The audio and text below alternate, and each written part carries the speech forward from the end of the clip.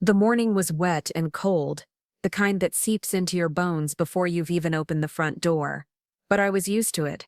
Dampness, after all, had become the weather of my life ever since Esther died. At 77, each day begins with stiffness, somewhere new, and ends with the quiet ache of those who no longer sit beside you at dinner.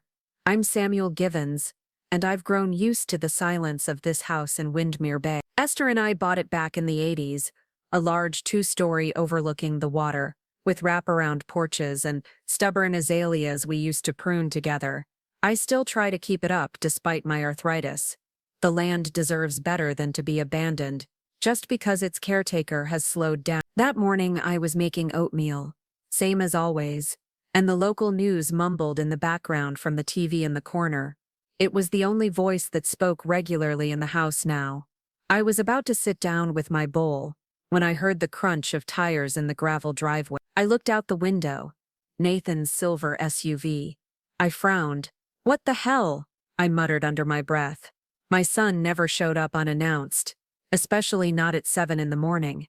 Normally, I'd get a call first, a courtesy that had faded in frequency over the years. I stepped out onto the porch, wrapped in my threadbare blue robe. 4 doors opened. Nathan, his wife Delia, and my grandchildren, Caleb and Marin. The back of the car yawned open, and out came the luggage. 6 suitcases, minimum. Delia was already directing traffic with the clipped efficiency of a hotel concierge, not even glancing in my direction. "Daddy," Nathan said, climbing the porch stairs with a tight smile. "We thought we'd come stay with you for a bit." I looked at the SUV, then at the trunk where Caleb was struggling to haul out yet another overstuffed suitcase. "With 6 bags?" Nathan shrugged, avoiding my eyes. "We're renovating. Remember? I mentioned it on the phone." I did. The last time we'd spoken about 2 weeks ago, he'd only asked about my blood pressure and whether the roof was holding up. Not a single word about a visit. "How long are you staying?" I asked flatly. "A couple of weeks, maybe a month," he said, brushing it off with a half smile. "Don't worry, we won't get in your way." He patted me on the shoulder like I was a patient instead of his father, and headed inside. Delia followed without even a hello, tapping at her phone as she passed. "Hi, Grandpa," Caleb muttered, lugging 2 suitcases behind him. Marin offered a faint smile but was already thumbing through something on her phone.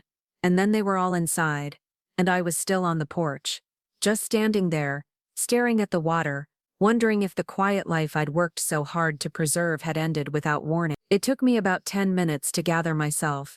When I stepped back inside, the house was already a different place, buzzing with someone else's voices, footsteps, smell. Delia was in the kitchen, dumping groceries and tossing food from my refrigerator into the trash like she was purging a college dorm.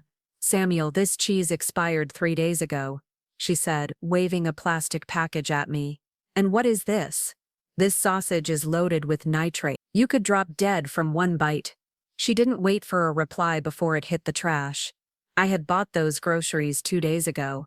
I wanted to tell her that I'd survived 77 years, just fine eating what I pleased. "Thank you very much." But I held my tongue. Nathan reappeared from upstairs, phone in hand, walking through the rooms like a real estate agent, doing an appraisal. "Pop," he said, smiling like he was about to deliver good news. "Delia and I will take the master bedroom. You'll be more comfortable on the ground floor. No stairs." Something inside me clenched. The master bedroom. The room Esther and I shared for 45 years. Her books still lined the shelves. Her perfume, though faded, still lingered in the cushions.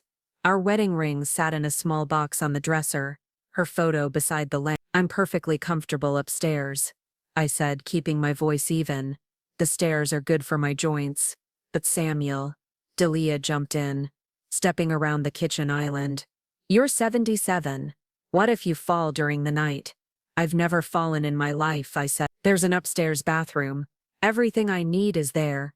"There's always a first time," she replied, eyes already scanning the living room, like she owned it.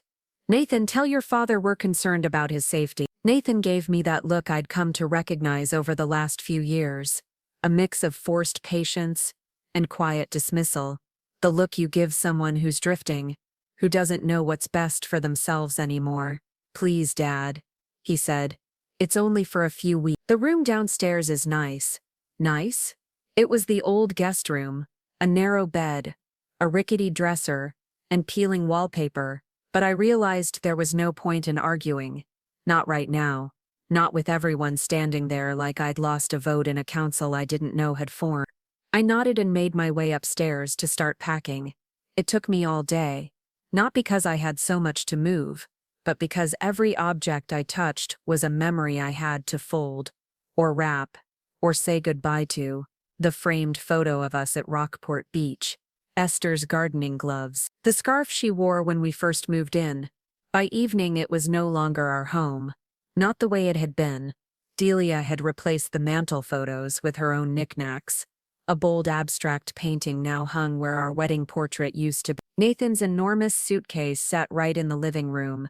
The kids had taken over my old office upstairs, where Caleb now blasted music and Marin scrolled endlessly through her phone. Dinner was quinoa, steamed vegetables, and something Delia called heart-healthy fish cake. They tasted like punishment. I ate in silence while Nathan and Delia discussed which rooms they'd freshen up next. We'll have to repaint the kitchen, Delia said between bites. That awful yellow is so outdated. That yellow, I said, was Esther's favorite. She picked it out herself. 30 years ago, she replied, rolling her eyes. Nobody paints kitchens yellow anymore. I'm thinking light gray, with mint accents. This is my house, I said softly. I don't plan to repaint it. Nathan leaned forward. Pop, we just want to modernize it a little. It's good for resale value too. Are you planning to sell my house? I asked, a quiet heat rising in my chest. Of course not, he replied too quickly, but it's smart to keep the place in good shape. I watched them exchange a glance, barely perceptible, but it was there, something unspoken, something that made the hair on the back of my neck stand up. After dinner, the kids vanished upstairs, without a word, leaving their dishes where they sat. I stood up and began loading the dishwasher, but Delia swept in and stopped me mid-motion. Samuel, no, she said, her manicured hand pulling the plate from my grip. You're doing it wrong. You have to rinse them first or you'll clog the machine. I've been using this dishwasher for 15 years, I replied calmly. I know how it works. Nathan, she called over her shoulder. Tell your father he'll ruin the appliance. From the couch, Nathan didn't even lift his eyes from his laptop. Just let Delia handle it. She's better with these things. I said nothing.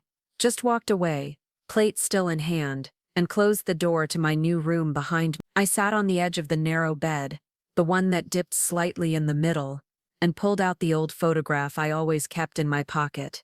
The one of Esther smiling with the wind in her hair. What would you do if you were me, darling? I whispered. The following days were an ordeal. Delia, efficient as ever, imposed a new routine on the household without ever asking what mine had been.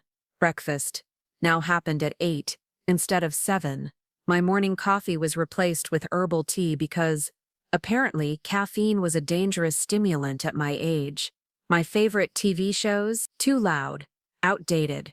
They were replaced with a rotation of reality television that Delia watched religiously or sports channels Nathan flipped to during lunch breaks. One morning I came home from my walk and noticed something peculiar. My old records, my cherished jazz collection, I'd built over 6 decades, were gone from the living room. Where are my records?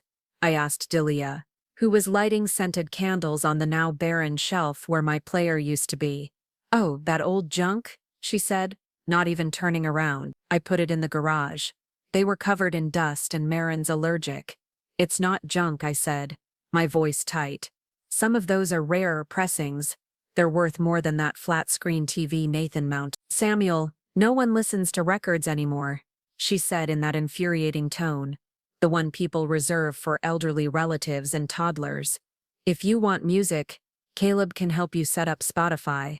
I left the house and went straight to the garage. There they were, my records tossed haphazardly into a collapsing box, sleeves creased, corners bent. Miles Davis, Ella Fitzgerald, Coltrane, my memories, my life soundtrack, discarded like clutter. I carried them to my room and shoved the box under the bed. Let Delia try and throw them out again. The kids barely spoke to me. Caleb had job interviews or plans with friends, and Marin lived in her room like a tenant I never knew. When I tried to ask her about school or college, she responded with a single syllable and retreated behind her screen. One afternoon I found her bent over her laptop, typing furiously. "Working on a project?" I asked. She nodded without looking up. "If it's research, I can help. I worked as a postal inspector for 40 years. Organizing information is second nature." She blinked at me like I was speaking Greek. "Thanks, Grandpa, but I'll Google it," she said, and that was that. A week after their arrival, I made a devastating discovery. My photo albums, the leather-bound ones I kept in the hallway closet, were gone. I found them in the trash bin in the backyard, half covered with coffee grounds and orange peels. "Why would you throw these out?" I asked Delia, shaking as I pulled them from the garbage. "They were taking up space," she said, not even blinking. "We needed somewhere to store our things. And anyway, all those old photos can be scanned and saved digitally. It's more practical. These albums are my life," I said, brushing off coffee-stained pages. "Photos of my parents, of your wedding, of Nathan as a baby." Nathan arrived mid-argument, like he always did, just in time to play the middleman. "We're just trying to tidy up, Pop," he said, holding up his hands. "There's too much clutter in this house."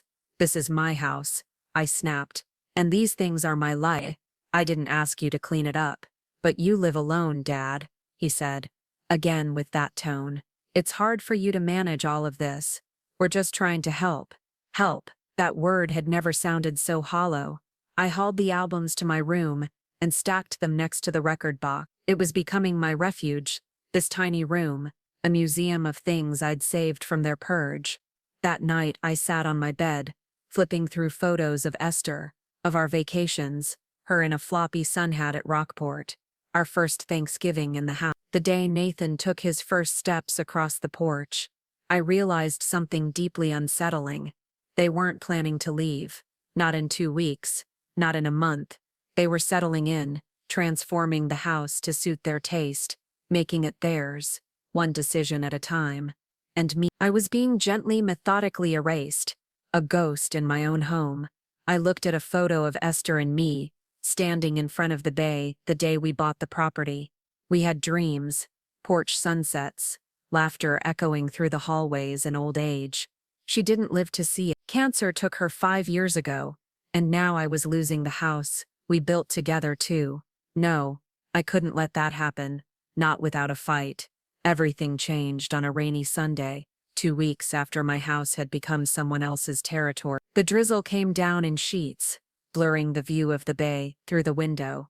I sat in my little room, listening to jazz through my headphones, rereading old letters I had once written to Esther, things I never sent, things I wasn't sure I ever could, a way to keep her close. The knock on the door was soft, hesitant. I pulled the headphones down and called. "Come in." I expected Nathan, or worse, Delia, but it was Marin. "Grandfather," she said, peeking in. "Can I come in?" My surprise must have shown, but I nodded, gesturing to the chair across from me. "Of course. You're always welcome." She stepped in awkwardly, glancing around like she was seeing the room for the first time. The albums, the boxes of records, the stacked photo books, the framed picture of Esther and me that I'd rescued from Delia's rearrangement. "Wow," she murmured. "So, this is where everything ended up." "Not everything," I said. "Some of it was thrown away, without asking." She bit her lip, then sat down. "Grandfather, I came to warn you." Her voice was soft, cautious. My chest tightened. "Warn me." "I overheard Mom and Dad talking last night. They're making room. Mom's parents are moving in. Grandma Eloise and Grandpa Franklin. They're selling their house in Elmridge Cove and coming here." Even though I had expected something like this, the words hit me like cold water. "Where do they plan to put them?" I asked, already dreading the answer. "That's why I came," she said, eyes darting to the floor. They think it'd be better for you to live somewhere else." I went very still. "What do you mean, somewhere else?" Marin shifted in her seat. "A home, an assisted living place. They've already found one, in Oakview. It's called Havenbrook Manor. They put down a deposit. I stared at her. They're sending me to a nursing home. She nodded. They said it'd be easier for everyone. You'd be cared for. Meals and meds and stuff. And they'll have more space for Grandma Eloise and Grandpa Franklin. I couldn't speak for a moment. The anger came slow but heavy, like thunder rolling up from the hills. When were they planning to tell me? Tonight, she said. They're waiting for Caleb to get home. They want to do it with the whole family. Except, she didn't finish. Except me, I said bitterly. I'm not part of the family anymore, don't say that, she protested. They think it's for the best. They're overwhelmed. Work, life, they can't take care of you. I stood abruptly, pushing the chair back with a scrape. I've taken care of myself for 77 years. I built this home with Esther. I raised your father. I worked full-time for 4 decades and never asked for a damn thing. My voice cracked, but I didn't care. Maren looked shaken. She'd never seen me angry. I softened my voice. I'm sorry, sweetheart. I'm not mad at you. I'm grateful you told me. At least now I can prepare. She stared at me. What are you going to do? I don't know, I admitted, but I'm not going quietly. That night, the family meeting happened exactly as Maren predicted. We gathered in the living room, my old living room, now draped in Delia's taste, soft grays, sharp corners, and not a single photograph of Esther in sight. I sat in my recliner, the only thing left untouched in this entire house. I'd refused to let anyone move it, and no one had dared argue. Nathan sat opposite me, stiff in his chair. Delia hovered nearby, arms crossed, tapping her fingers impatiently. Caleb stared at his phone. Maren sat in the corner, eyes downcast.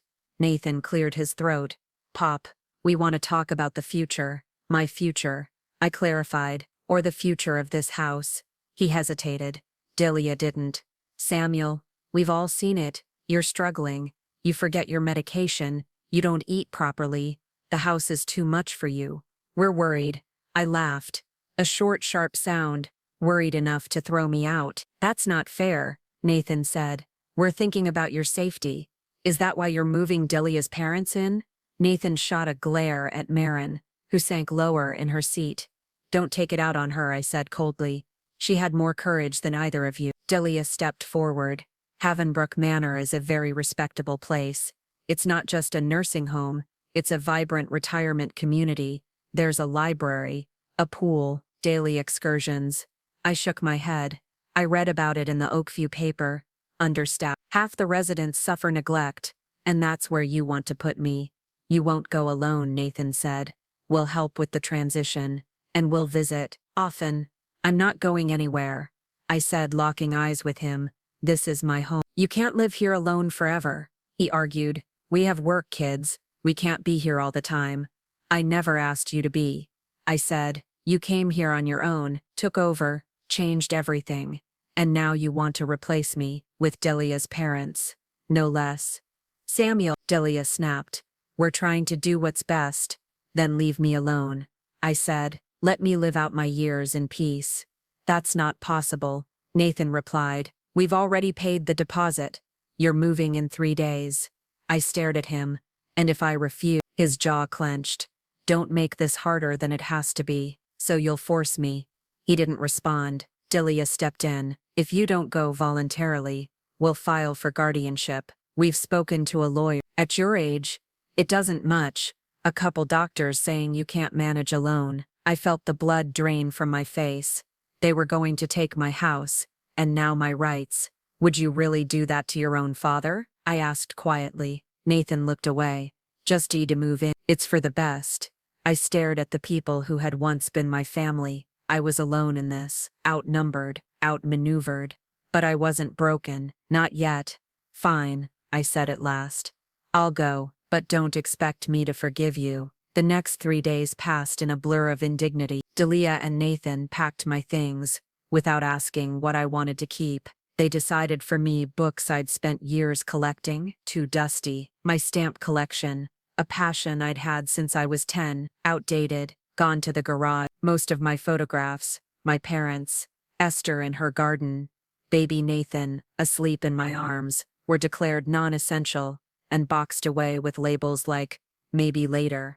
I wasn't allowed to take much, just some clothes, a few toiletries, one photo album which I only managed to save because Marin smuggled it into my suitcase when no one was looking. She helped me pack in secret, tears brimming in her eyes. "I'm sorry, Grandpa," she whispered. "I tried talking to them, but they won't listen." I touched her cheek, brushing a tear away with my thumb. "It's not your fault, sweetheart. You did more for me than anyone else." The morning of the move, I woke early and stepped out into the backyard before the others stirred. The fog hadn't lifted yet, and the bay shimmered silver in the distance. I stood still for a long time, breathing in the smell of seagrass and damp earth. Esther and I used to sit out there in the evenings, watching the sun melt into the water, sipping coffee and planning trips we never took. This was our place, our forever. Now I didn't know if I'd ever see that view again. Nathan found me there an hour later. "Pop," he said, trying to sound upbeat.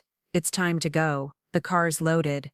I nodded and turned away from the bay, committing it to memory one last time. Nathan's SUV waited by the porch. 2 suitcases and 1 cardboard box sat in the trunk. That was all that remained of 77 years of life.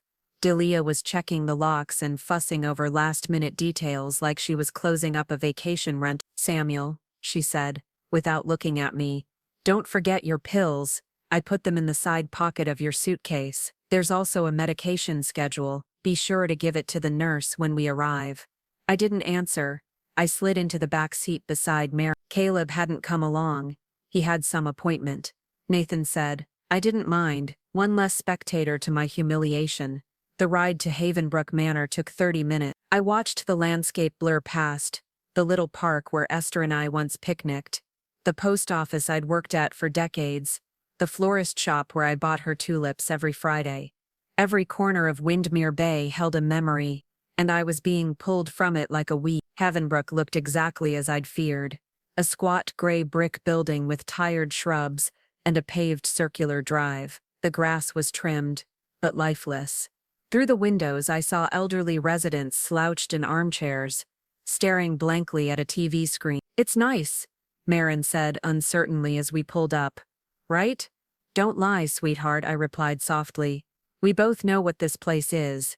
Inside, we were greeted by a receptionist with a tight smile and exhausted eyes. She handed us forms, walked us through the intake process, and finally led us to my room, a 10-by-10 cell with a twin bed, a flimsy nightstand, and a cracked window overlooking the parking lot.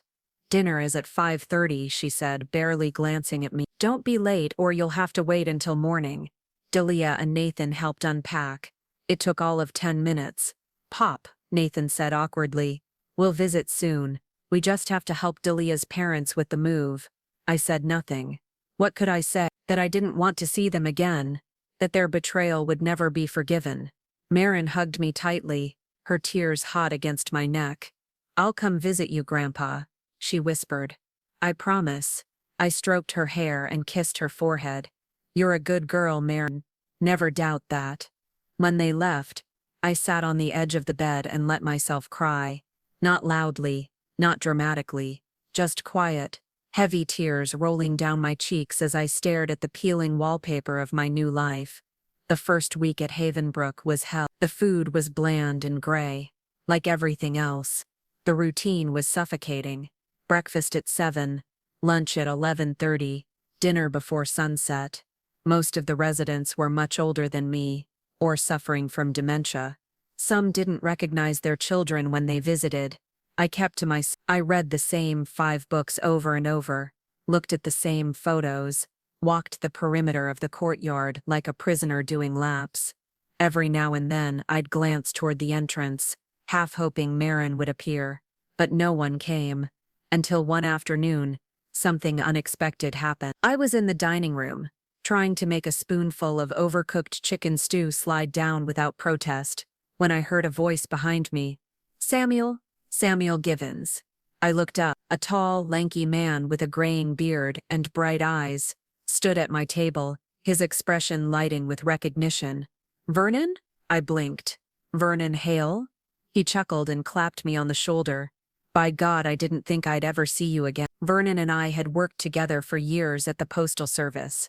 He'd left after his wife passed and moved in with his daughter in Baltimore. We'd lost touch. "What are you doing in this mausoleum?" he asked, pulling up a chair. "My loving son decided it was time," I said dryly. "And you?" "Stroke number 2, he replied with a smirk. "My daughter said she couldn't take care of me anymore, so here I am.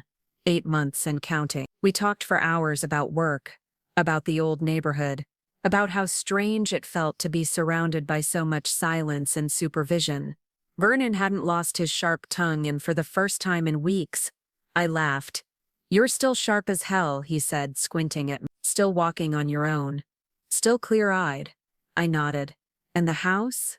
he asked. "Is it in their name now?" I shook my head. "No. Funny enough, it's still in mine. Nathan kept putting off the transfer. Said it was better for taxes to wait. He thought I'd kick the bucket before it mattered." Vernon leaned back, rubbing his chin. Then he looked at me, something sparking behind his eyes. "Then you've still got time," he said. "Time for what?" "To teach them a lesson." I stared at Vernon, unsure if I had heard him right. "A lesson?" He nodded. "You're still the legal owner of the house, aren't you?" "Yes," I said slowly. "Nathan never filed the transfer. He kept saying we'd do it later, wanted to avoid the gift tax." Vernon's mouth curved into a sly grin. "Then it's simple, Sam. Sell it. Sell the damn house out from under them." I sat back. The idea so foreign, so audacious, it barely registered at first. "Sell it? That house was my life." "And look where that got you," Vernon said, gesturing around the dreary dining hall. "They've taken over your home, evicted you from your memories, and thrown you in here like you're an old boot. Don't just sit here. Do something." I couldn't argue with his logic. Not really. Still, the thought of selling the place Esther and I had poured our lives into felt like cutting off a limb. "I wouldn't even know where to start," I admitted. "And what would I do after? I can't exactly live on a park bench." "You don't have to," Vernon said. "My nephew, Clark. He runs a real estate agency in Oakview. Smart kid. Knows how to handle discreet transactions. If you sell to the right buyer, you might even negotiate to stay on the property in a guest house or annex. Rich folks love these waterfront lots. They'll pay anything to get in." I looked at my friend, that strange hope beginning to spark in my chest. "You really think it's possible?" "I know it is," Vernon said, eyes bright. "You're not helpless, Sam. Not yet." That night, I couldn't sleep. The ceiling above me was just as cracked as it had been the night before, but something inside me had shifted. For the first time since I'd been dumped in Havenbrook, I had a plan, and it felt good. True to his word, Vernon introduced me to his nephew Clark the next day. Clark Hale was in his mid-40s, crisp shirt, polished shoes, and a look in his eyes like he missed nothing. We met in the forgotten little courtyard behind Havenbrook, shielded from most of the prying eyes. "Mr. Givens," he said, shaking my hand firmly. "Uncle Vernon told me your situation. I believe we can work something out." "I don't want to just sell," I said. "It's still my home. I just don't want them to keep using it like it's theirs while I rot in here." "Understood," Clark replied. "There's a strong market for homes in Windermere Bay, especially waterfront properties. A house like yours could fetch a premium, and with the right buyer, we can negotiate a clause. You stay on the premises, perhaps in a custom-built guest house. But wouldn't Nathan contest it?" "Only if he can prove you're mentally incompetent or under duress," Clark said calmly. "If the deed is in your name, and there are no legal restrictions, such as life annuity or previous transfer documents, then the law is on your side." I considered Nathan had always planned for the future like he was handling a spreadsheet, but he'd never imagined I'd take control of the present. "I still have the deed," I said. "I carry a copy in my wallet. Habit from my postal days. Important documents stay close." Clark smiled. "You're already ahead of most of my clients." He explained the plan. He'd prepare the paperwork and quietly list the property. No address, just key details. Interested buyers would be vetted carefully. Clark would work with the Havenbrook staff to make sure I could leave for excursions during which we'd conduct property tours. "We'll need to be careful," he said. Your son and daughter-in-law can't know until the sale is final. Believe me, I replied. They won't hear it from me until it's too late. Over the next few days, Clark handled everything.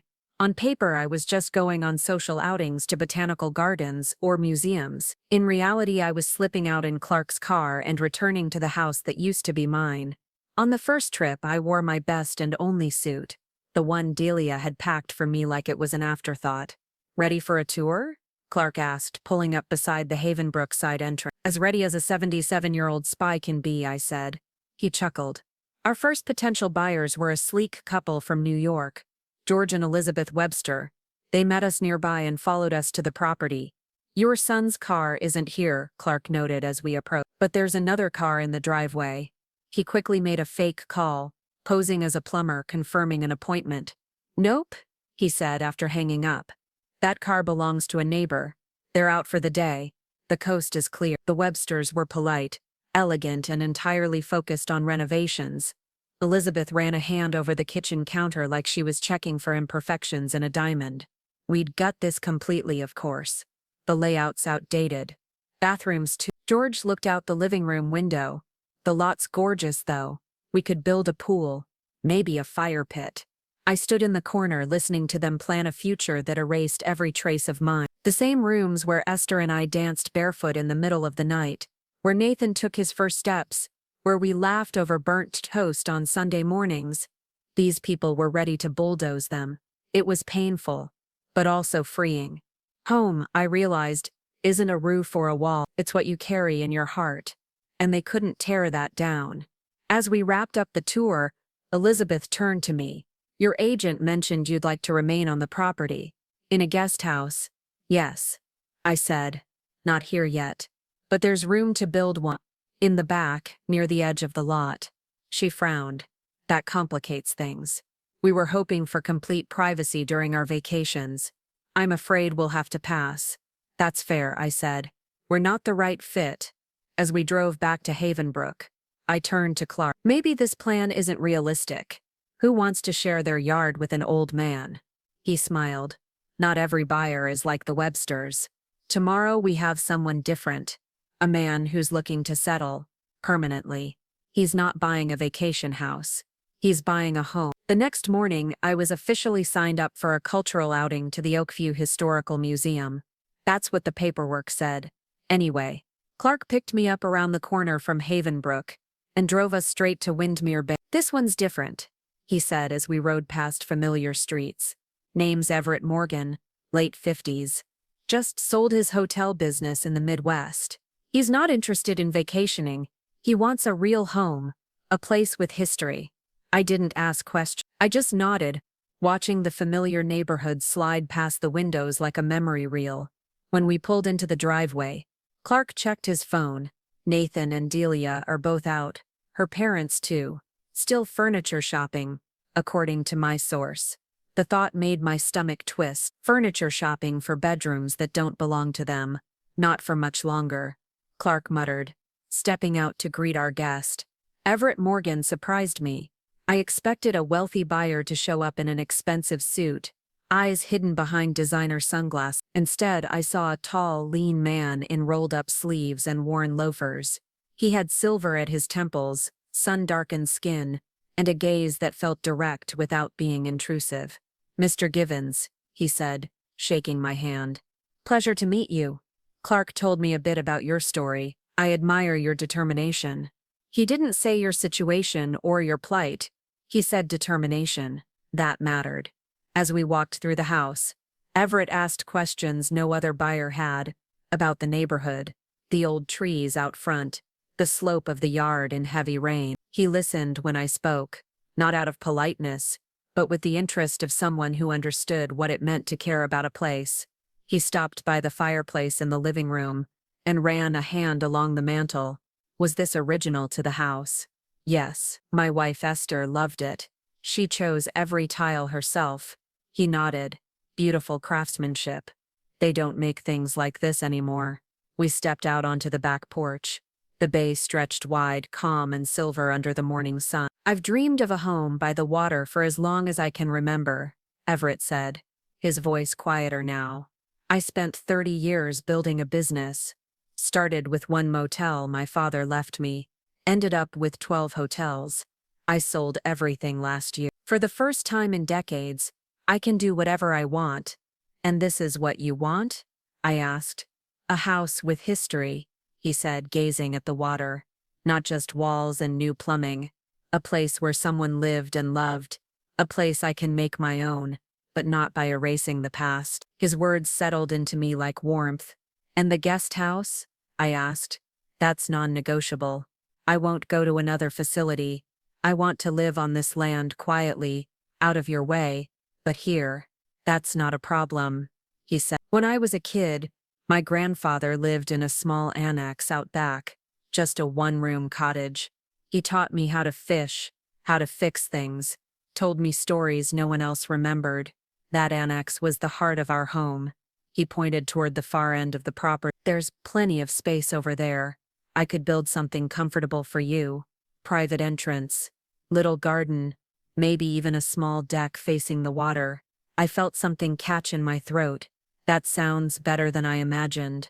I'm not looking for charity, I added quickly. You'll have my full cooperation on the sale, but I want to do this right. So do I, Everett said. I'll pay 15% over market value with a clause guaranteeing your right to live in the guest house for life. Also, full access to any of your belongings in the house or garage until the transition is complete. And if you'd like, I'll involve an attorney to make sure your interests are protected. It was more than fair. It was generous. But what moved me most was his tone. He wasn't patronizing me. He wasn't negotiating around my age. He was treating me like a man with something to offer. I extended my hand. You've got a deal. Over the next week, Clark arranged several quiet meetings between me and Everett to discuss the details. A lawyer came in to draft the contract. An architect joined us to sketch out preliminary plans for the guest house. A bright, airy cottage with wide doors, no thresholds, grab bars where needed, and a terrace overlooking the bay. It'll take 3 months, tops, the architect said. You'll have light from the east and west, morning sun and evening breeze. Every detail was run past me. I had a say again. I was no longer being managed. I was participating. 2 weeks after our first meeting, we signed the final paperwork in an attorney's office in Oakview. Everett handed me a check for the down payment, and the rest was set to be transferred after official registration. Congratulations, Mr. Givens, the lawyer said. The house will legally belong to Mr. Morgan within 3 business days. And my son? I asked. What happens when he finds out? The law gives the new owner the right to demand vacancy within 30 days, the lawyer said. But Mr. Morgan has discretion. I think 30 days is more than fair, Everett said calmly. That should give them enough time to make arrangements. As we stepped out into the sunlight, I felt something I hadn't felt in a long, long time. Relief. Not euphoria, not triumph, but something steady and strong, like I'd finally righted something that had gone terribly wrong. You sure you're ready for whatever comes next? Everett asked, as we got into his car. I've lived through worse, I said. Besides, I'm not alone anymore. Everett smiled. That's good, because we're in this together now. The following days passed in a strange mix of anticipation and restraint. I kept to my schedule at Havenbrook, still eating the tasteless meals and making polite conversation with staff. But inside I was a boiling pot sealed with a lid. I had done it. The house was sold. I was no longer a victim. But the final blow hadn't been delivered. Not yet. On Friday evening, Clark called me. It's done, he said. The transaction was officially recorded this afternoon. The property now belongs to Mr. Morgan. I let out a breath I hadn't realized I'd been holding. Then he added, We've spoken to Nathan. My heart skipped. What? I introduced myself as Mr. Morgan's agent and called the house line, told him my client was urgently interested in a Windmere property and saw his listing in our database. Nathan was confused at first. He said the house wasn't for sale. I apologized, told him it must have been an error in our system. But then I added that Mr. Morgan was willing to offer significantly above market price. I chuckled. Let me guess. That got his attention. Hook, line, and sinker, Clark said. He agreed to a viewing tomorrow, at 2 o'clock. Told us they're having a small family gathering that afternoon, but we could come by before the guests arrive. I leaned back in the creaky chair of my Havenbrook room and stared at the ceiling. They're throwing a party in my house? Apparently, Delia's father's birthday. Perfect, I murmured. Absolutely perfect. Clark paused. You still sure about this? Announcing it in front of everyone. Yes, I said. They didn't think twice about humiliating me. It's time they feel the same sting. Just make sure Everett's there with me. He will be, Clark promised. We'll pick you up at 1:30. I barely slept that night. Images played in my mind like a movie reel. Nathan's stunned face. Delia's frozen smile. The guests trying to figure out what the hell was going on. For once the awkwardness would belong to them, not me. Saturday arrived bright and warm. I woke early, shaved, ironed my shirt twice, and polished my shoes, until they stopped looking like the last pair anyone cared about. At exactly 1:30, Everett and Clark arrived outside Havenbrook. Everett looked impeccable, navy blue blazer, crisp shirt, no tie, effortlessly confident. He smiled when he saw me. Ready to make history? Ready to walk into my home, I said, my chest tight with anticipation. We drove in silence until we reached the familiar driveway. Several cars were already parked in front, guests arriving early. No catering staff moved in and out of the open front door, carrying trays and setting up what looked like a very expensive, very unearned celebration. As we got out of the car, I felt my knees wobble slightly, not from fear, but from the rush of adrenaline I hadn't felt in years. Clark gave me a nod and gently touched my elbow. We'll follow your lead. Nathan opened the door. He looked flustered, his shirt unbuttoned at the collar, a dish towel slung over his shoulder. Mr. Hale, he said, shaking Clark's hand. Thanks for coming. As I said, it's a bit of a hectic day, so we don't have a ton of time. But he froze. His gaze landed on me. His expression curdled into disbelief. Dad? I met his stare with calm. Hello, Nathan. He looked from me to Everett, then back to Clark, trying to make sense of the moment. What? What are you doing here? I came to visit my home, I said. Or rather, what used to be my home. I don't understand. Everett stepped forward and offered his hand. Everett Morgan, pleased to meet you. I'm the new owner. Nathan didn't move. His face was pale.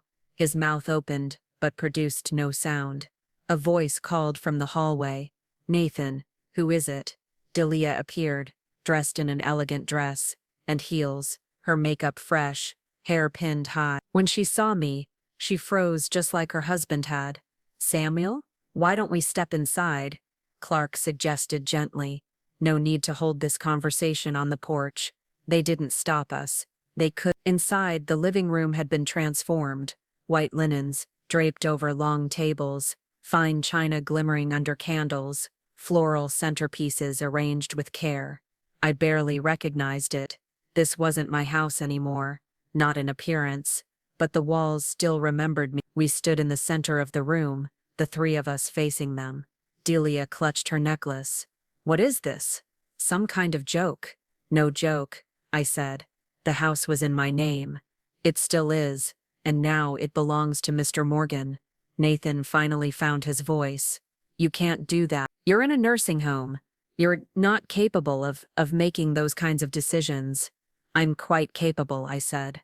I had a full medical evaluation before signing the papers. I'm of sound mind and body. Clark pulled a folder from his bag and placed it gently on the table. Here are the documents. Purchase agreement, transfer confirmation, independent medical clearance, all filed and recorded with the county. Nathan grabbed the papers, flipping through them like he might find a misprint, a loophole, anything. Delia stood stiffly, her hands trembling. But, we live here, my parents live here. Where are we supposed to go? The same question I asked you, I replied evenly, when you forced me out. An older couple entered from the hallway. Ila's and Franklin, Delia's parents. They looked confused at first, then suspicious. Delia, Franklin asked, what's going on? This is Samuel, she said tightly. Nathan's father. He's claiming he sold the house. Everett stepped forward. It's not a claim. It's a fact.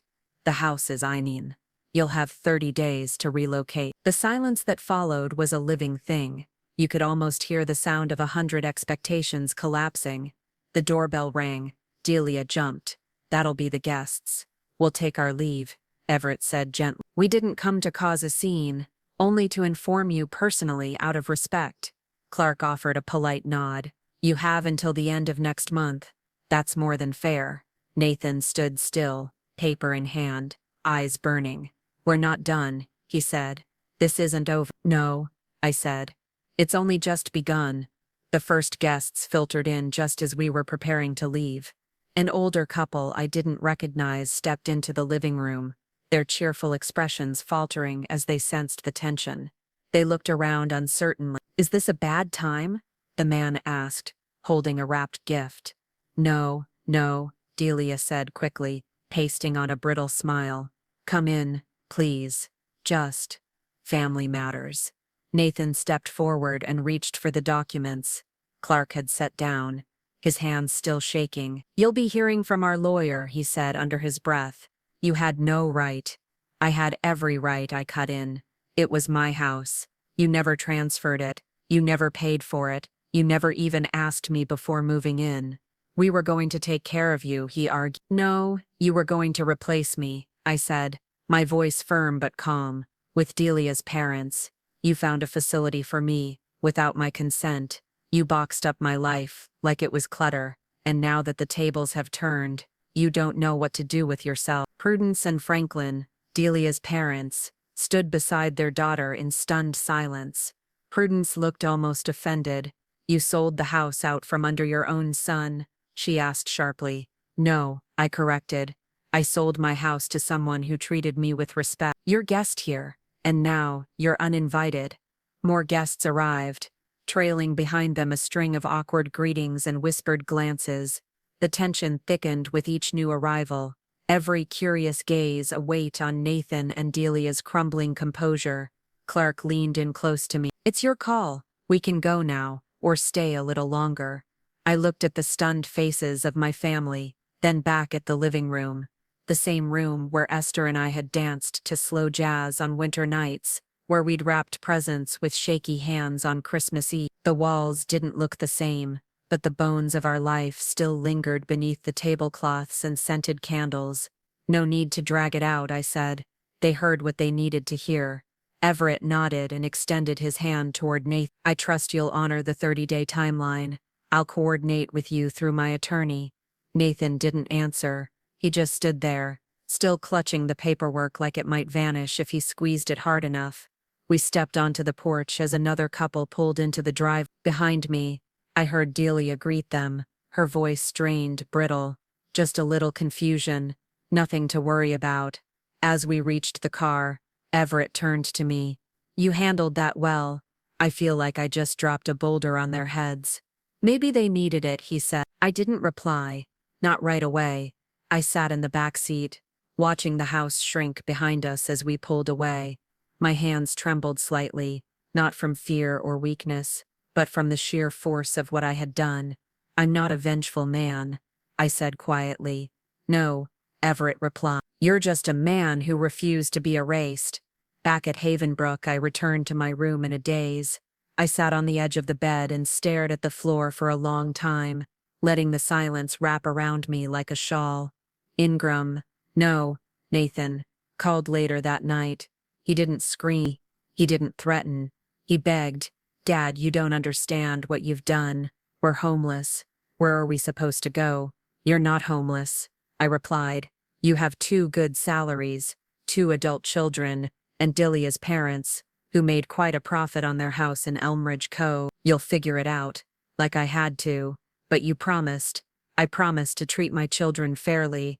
I did. You thought you'd get it all just by waiting for me to disappear. You said the house would be our inheritance, he said. No, I corrected. I said you and Rachel would share my estate, equally, and Rachel, for all her distance, never tried to steal what wasn't hers. She barely visits you, Nathan snapped. She doesn't care.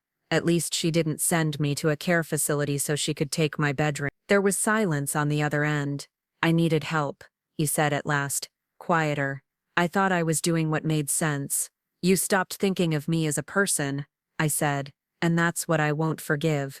I hung up before he could respond. 2 days later, Delia showed up at Havenbrook with Caleb and Marin in tow. Caleb looked like he'd rather be anywhere else. Marin looked relieved to see me. Grandpa, she said, wrapping her arms around me. I missed you. I missed you too, sweetheart, I replied, holding her tightly. Delia sat beside me and smiled awkwardly. You look well. Havenbrook suits you. Don't insult my intelligence, I said, not unkindly. We both know it doesn't. She pressed her lips together. Fine. Look, we're trying to find housing, but it's hard. The market's inflated. If you'd consider, maybe delaying the move-out timeline. No, I said. Samuel, please, she said, lowering her voice. You've made your point. I'm not trying to make a point. I'm living my life, I said. You all made decisions without me. Now I've done the same. Caleb shifted uncomfortably. Marin stayed close to me, watching her mother with wary eyes. Grandpa, she said softly, can I visit you? When you're not here anymore. You mean after I move into my new place? I asked. She nodded. Of course, baby. Anytime. Delia blinked. New place? I'll be living in a guest house on the same property, I said. Everett's building it. 2 bedrooms, a terrace, facing the bay. Delia stared at me like I had spoken a foreign language. You're going to live alone? I'm 77, not 77,000, I said, with a smile. And I've hired a nurse to come twice a week. I'll be just fine. But that's independent, I finished. Which is more than I could say about my time here. Marin looked up at me. Can I help you move? When the new house is ready? You bet, I said, ruffling her hair. I'd be honored. The following morning, I woke with a sense of lightness I hadn't felt in months. The air in my Havenbrook room, usually thick with resignation, seemed just a little clearer. I was finally nearing the end of my forced stay. A new beginning waited on the horizon. Everett had arranged everything. The apartment he'd rented for me in Oakview was ready, furnished, stocked, and just a short walk from the waterfront. He even handled the utility setup and included a fresh set of linens and groceries. You shouldn't have, I told him when he called to confirm the detail. I wanted to, he replied. You've earned more than a second chance. You've earned your dignity back. That Friday I left Havenbrook for good. The nurse, Jean, helped me pack what little I had. Marin showed up with 2 duffel bags and an eager smile, insisting on riding along with Everett and me to Oakview. You look like someone heading off to college, she teased, helping me into the back seat. I feel like someone getting out of prison, When we arrived, I was stunned. The apartment was bright, spacious, with wide windows and a clean view of the sea. The kitchen was small but modern. The bathroom had handrails and no thresholds, and the living room had a reading chair by the glass balcony door. This is too nice, I whispered, overwhelmed. No such thing, Everett said, handing me the keys. On the dining table, he had left a binder with tabs neatly marked, medical, legal, investments, contacts. Inside was everything, a full list of doctors in the area, emergency contacts, a nurse schedule, and most surprising of all, a printed investment proposal. You did all this? I asked. I brought in a friend, Everett said with a modest shrug. Financial advisor. Her name's Tessa. She's good, patient, clear, no condescension. She'd like to meet you next week. I don't know the first thing about investing, I admitted. You don't have to. She'll explain everything. And she did.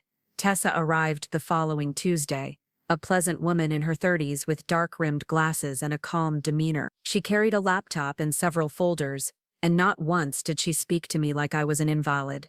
Mr. Givens, she began, between the proceeds of your house sale and your current savings, you're in a very stable position. We can build a conservative portfolio, mostly municipal bonds, some dividend yield stocks that gives you a steady monthly income well beyond your expenses. She showed me charts, simple ones, and answered every question I had without ever once checking her watch. For the first time in my life, I said, shaking my head. I don't have to count pennies. That's the goal, she replied. Freedom, security, and maybe a little fun. Fun, The word hung in my mind long after she left. That night, I sat on the balcony watching the pink-tinged horizon and began a list in my journal titled, "Things I've Always Wanted But Never Allowed Myself." A trip to Europe. Esther always dreamed of Paris. Photography classes. A custom-tailored suit. Good restaurants once a week. Jazz concerts. A real camera. Help Marin with college. Spoil myself at least a little. The list went on. For years I'd lived modestly, sensibly, quietly. I'd bought generic brands and mended clothes long past their prime. Now at 77, I had the means and, more importantly, the permission to finally enjoy what time I had left. I began with the camera. A week later, I enrolled in a photography course at the local college. The instructor was a wiry, energetic man named Vince, who didn't mind that I took notes with a pen and paper instead of a tablet. The class was filled with people of all ages: students, retirees, even a retired truck driver who'd recently taken up birdwatching. We went on walks along the coast, took sunrise photos, practiced portraiture and street photography. It made me feel alive again. That's where I met her, Cora Sheff, a former literature teacher, 72, with a wry sense of humor and a shock of silver hair, always pinned up in a messy bun. She had a sharp eye for composition and a softer one for people. We found ourselves walking together during class outings. First it was idle chat, then it became more. I told her about Esther, about Nathan and Delia, about the house. She told me about her late husband, Leonard, and how she'd spent a decade alone until she finally gave herself permission to live again. "I spent so many years being the sensible one," she said one evening, as we sat on a bench watching seagulls pick at the surf. "And then I realized I wasn't doing anyone a favor by shrinking." "I know that feeling," I replied. She looked at me. "You're not shrinking anymore, Samuel." No, I wasn't. Marin began visiting every Saturday. She'd bring lunch, sometimes homemade, sometimes takeout, and we'd walk the boardwalk or sit at the cafe near the docks. We talked about her classes, her friends, her dreams. She told me she was studying finance. "Why didn't I know that before?" I asked. She shrugged. No one talked in that house. Everyone was performing. That struck me. The difference between presence and performance, between living and merely existing. One Saturday she looked at me as I showed her a series of black and white photos I'd taken of fishing boats at dawn. "You've changed," she said with a smile. "You look alive." "I feel alive," I admitted. She leaned against my shoulder. "I'm glad you didn't give up, Grandpa." "I really am." Neither did I. With Tessa's help, I set up education funds for Marin and Caleb, structured in a way that couldn't be accessed by Nathan or Delia. It was Marin who inspired that idea. Her quiet resilience, her courage to tell me the truth when everyone else stayed silent. "They deserve better," I told Tessa. "And they'll get it. On their own terms."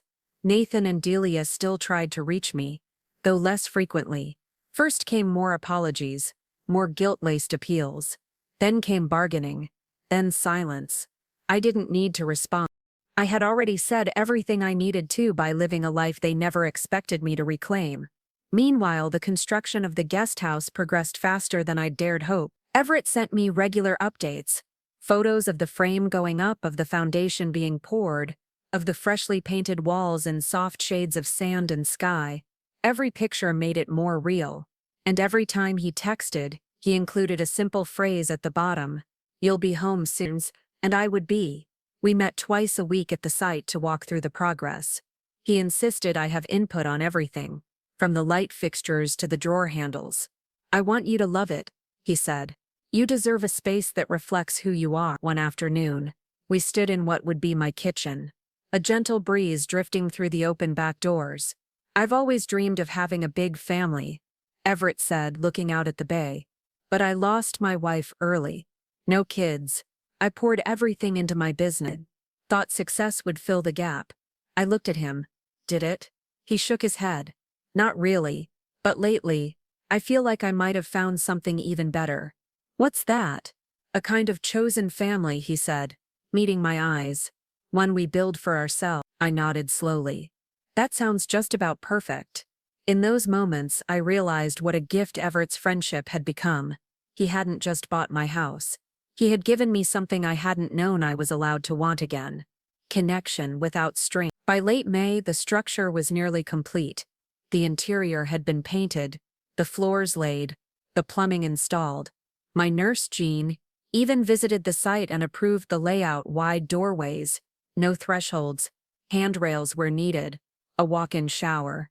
Functional, beautiful, dignified. "You'll never have to live by someone else's rules again," she said, smiling as we toured the bedroom. And that was the point, wasn't it? No more hushed voices deciding what I needed. No more rooms being stripped of meaning. No more living under the control of people who only saw my age, not my will. I was reclaiming my space, my independence, and my identity. And the best part? I wasn't doing it alone. We held a small housewarming when the construction was finished in early June. Not a flashy party, just a gentle gathering of people who had stood by me when it mattered most. Everett and Clark, of course. Jean, Vernon, despite his cane and complaints about the damn heat. Marin, glowing with pride as she helped arrange the hors d'oeuvres. Tessa came too, bringing a small potted lemon tree as a gift. And Cora, she arrived last, wearing a flowy blue dress and a silver pendant shaped like a quill. She greeted everyone warmly, then made her way to my side. "You did it," she said, slipping her arm around mine. "We did?" I replied. The living room glowed with soft light. Outside, the water shimmered. The bay, the one Esther and I once dreamed of watching from rocking chairs in our final years, now stretched before me again. Not as a memory, but as a promise. I raised my glass and tapped it gently with a spoon. "May I say a few words?" Everyone quieted. I looked around the room and took a deep breath. "I'm 77 years old," I began, "and for a long time I thought my story had already been written. I thought the best parts of my life were behind me, faded photos, echoes of laughter in empty rooms. I thought I had become an inconvenience, something to manage." I paused, letting the weight of those words settle. But the truth is, I just hadn't turned the page yet. I looked at Marin. She nodded, her eyes glassy. "To those who tried to silence me, I've said what needed saying. To those who stood beside me when I had nothing left to give, thank you. You reminded me that the last chapters can be just as meaningful as the first." I raised my glass to second chances, to found family, to every single day we get to live on our own terms. Glasses clinked gently. No one spoke for a few moments. The bay shimmered behind us like it was listening. Later, Cora and I stood on the back deck, the others chatting and laughing behind us. She reached for my hand. "What are you thinking?" she asked softly. I looked out at the horizon, the same one Esther and I used to watch, now changed, yet comfortingly familiar. "I'm thinking," I said, "that I'm not afraid of what comes next." Cora smiled. "That's a good place to be. And I'm thinking," I added, turning to her, "how lucky I am to have found people who didn't let me fade, to have found you." She squeezed my hand. "You're not fading, Samuel. You're just beginning again." The days that followed were some of the best of my life. Simple, quiet, free. Each morning I opened my curtains to the glittering bay and made coffee in a kitchen built to my needs, not someone else's preferences. I played my records again, carefully unpacked and cleaned, and filled the rooms with Miles Davis and Coltrane, like old friends returning from exile. Afternoons were for walks along the shoreline, camera slung around my neck, a fresh breeze in my lungs. Sometimes Cora joined me. Other times I went alone, stopping to photograph birds mid-flight, or the way the light touched the water. I was capturing not just images, but proof of life. My life. Marin kept her promise. She came often, usually on weekends, sometimes staying for dinner, or helping me catalog photos on my computer. She brought stories from college group projects, annoying professors, the thrill of independence. With every visit, our bond grew stronger. One afternoon, as we sat on the deck watching the tide roll in, she turned to me and said, "You know, I used to be afraid of getting older." I raised an eyebrow. "You're 19. "I know," she laughed. "But everything in our house felt heavy. Like the older you got, the more stuck you became. Seeing you now, living, choosing, smiling, I don't feel that fear anymore. I looked at her, truly looked at her. Her eyes held kindness and clarity, and I realized she had inherited something from me after all. Not my old records or my broken tools, but my resilience, my refusal to be erased. I'm proud of you, I told her. More than you know. Nathan and Delia, by contrast, faded into the background. They moved out of the house just 2 days before their 30-day deadline. No letters, no calls. Clark handled the key exchange with Everett directly. I heard through Vernon, whose nephew heard from a local agent, that they were now renting a place across town. Smaller, tighter, temporary. They tried once more to contact me. A single letter, stiffly worded, arrived 2 weeks after their departure. It wasn't an apology. It wasn't angry either. It was self-pitying.